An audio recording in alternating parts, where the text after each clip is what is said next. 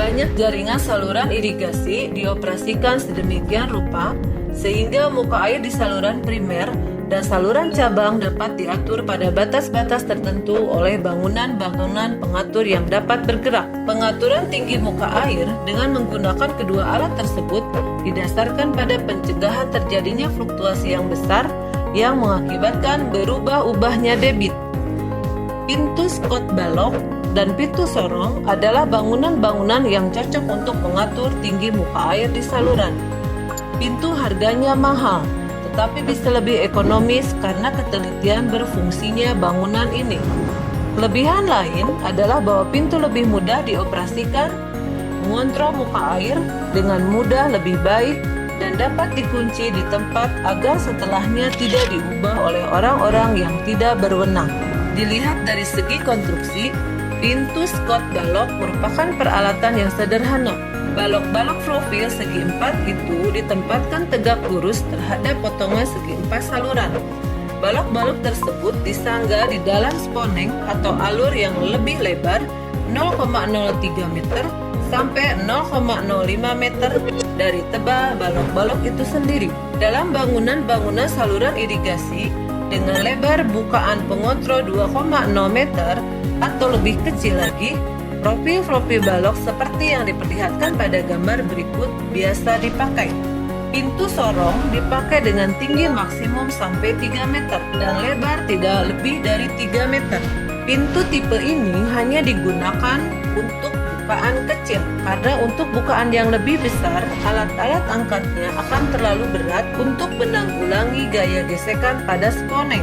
Untuk bukaan yang lebih besar dapat dipakai pintu roll yang mempunyai keuntungan tambahan karena di bagian atas terdapat lebih sedikit gesekan dan pintu dapat diangkat dengan kabel baja atau rantai baja.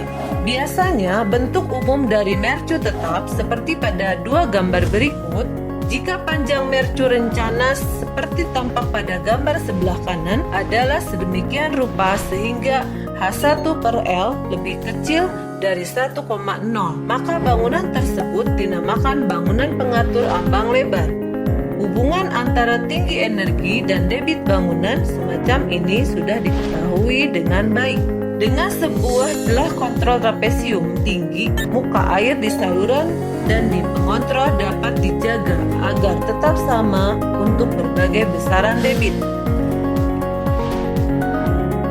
Kelebihan celah kontrol trapesium yaitu 1. Bangunan ini tidak menaikkan atau menurunkan muka air di saluran untuk berbagai besaran debit.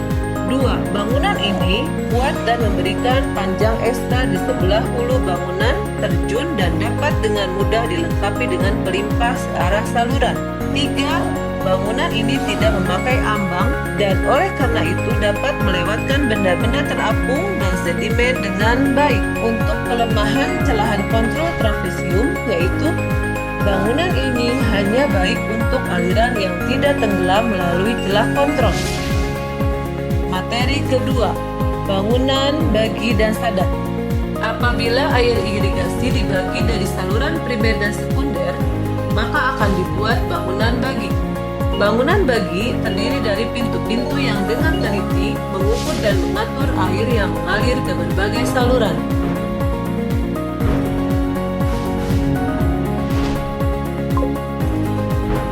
Bangunan pengatur akan mengatur muka air saluran di tempat-tempat di mana terletak bangunan sadap dan bagi. Khususnya di saluran-saluran yang kehilangan tinggi energinya harus kecil. Bangunan pengatur harus direncanakan sedemikian rupa sehingga tidak banyak rintangan sewaktu terjadinya debit rencana. Misalnya, pintu sorong harus dapat diangkat sepenuhnya dari dalam air selama terjadi debit rencana. Kehilangan energi harus kecil pada pintu skot balok jika semua balok dipindahkan. Bangunan sadap terbagi menjadi dua, yaitu bangunan sadap sekunder dan bangunan sadap tersier. 1. Bangunan sadap sekunder akan memberi air ke saluran sekunder dan oleh sebab itu melayani lebih dari satu petak tersier. Kapasitas bangunan sadap ini lebih dari sekitar 0,250 meter kubik per detik. 2. Bangunan sadap tersier akan memberi air kepada petak-petak tersier. Kapasitas bangunan sadap ini berkisar antara 50 liter per detik sampai 250 liter per detik. Bangunan sadap yang paling cocok adalah alat ukur Romji jika muka air hulu diatur dengan bangunan pengatur dan jika kehilangan tinggi energi merupakan masalah. Materi 2. Bangunan pembawa. Bangunan pembawa adalah bangunan yang diperlukan untuk membawa aliran air di tempat-tempat di mana tidak mungkin dibuat potongan saluran biasa tanpa pasangan. Bangunan pembawa mungkin diperlukan karena persilangan dengan jalan, keadaan topografi yang berakibat terbatasnya lebar saluran atau perubahan kemiringan secara tiba-tiba, atau di tempat-tempat di mana kemiringan medan melebihi kemiringan saluran. Persilangan dengan saluran atau sungai menjaga agar muka air tetap setinggi yang diperlukan di daerah-daerah rendah dan perlu membuang kelebihan air dengan bangunan pembuang.